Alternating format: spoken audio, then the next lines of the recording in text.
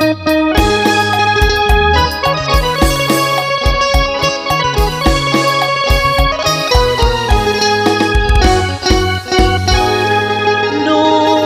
กสาวไผ่งามแท้มานอนนาน้ำอ้ายบ่ละไอสิยกขันคอแต่งเอานวลน้องลาแล้วพาน้องมาอยู่นาแล้วไอสิพาน้องลาต้มไก่อยู่นากินแล้วจึงสวนน้องหอยอยู่ที่โนมโนนาไอ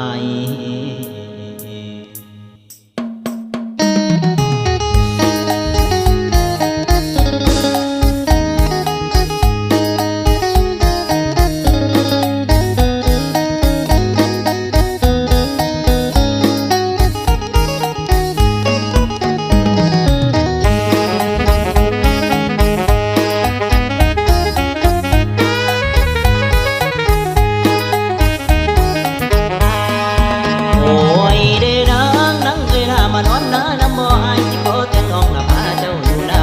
อยู่ถูกยาลมพัดเป็นเย็นเห็นหมูกุ้งหัวควายนกกามันห้องถือเอาของเอาแหไปบ้านแล้วอาปาใส่อายใช้ตาจ้องใส่กันให้เจ้าขันป่าพอได้แห่สายสิงุ้มปลาเก่งแข่งไก่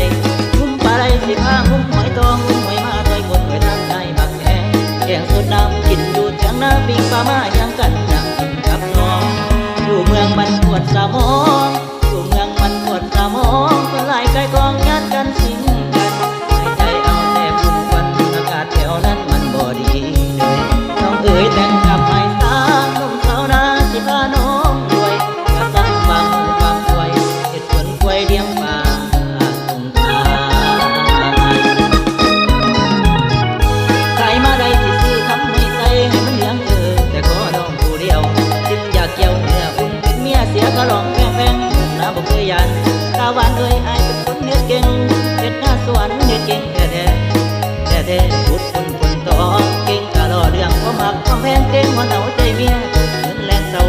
ย้ำกินข้าวสิพากินต้มไก่มาตัวใดสิตรงไปทางน้องกินอิ่มแล้วเฮาจึงไว้ร่วมกันกินอิ่มแล้วเฮาจึงไว้ร่วมกันยอกกันในเที่ยงหน้าให้มวนใจเด้อนั้น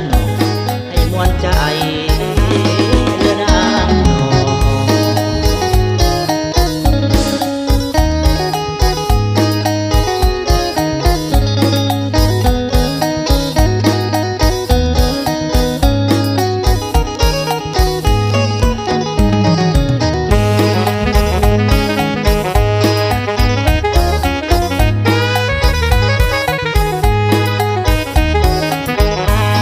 อยู่เมืองมันปวดสมองอยู่เมืองมันปวดสมองคนหลายไกลกองยัดกันสิงกับหายใจเอาแต่ฝุ่นควันอากาศแถวนั้นมันบ่ดีเลยน้องเอ๋ยแต่งกับไอ้สาวหนุ่มสาวนาสิพาน้องรวยกระสังฟาร์มหมูฟาร์มควายเฮ็ดสวนกล้วยเลี้ยงปลา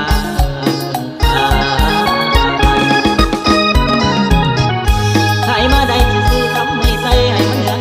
แต่ขอน้องผู้เดียวจึงอยากเกี่ยวเนื้อเมียเสียก็ลองแพงตาบ่เคยยาน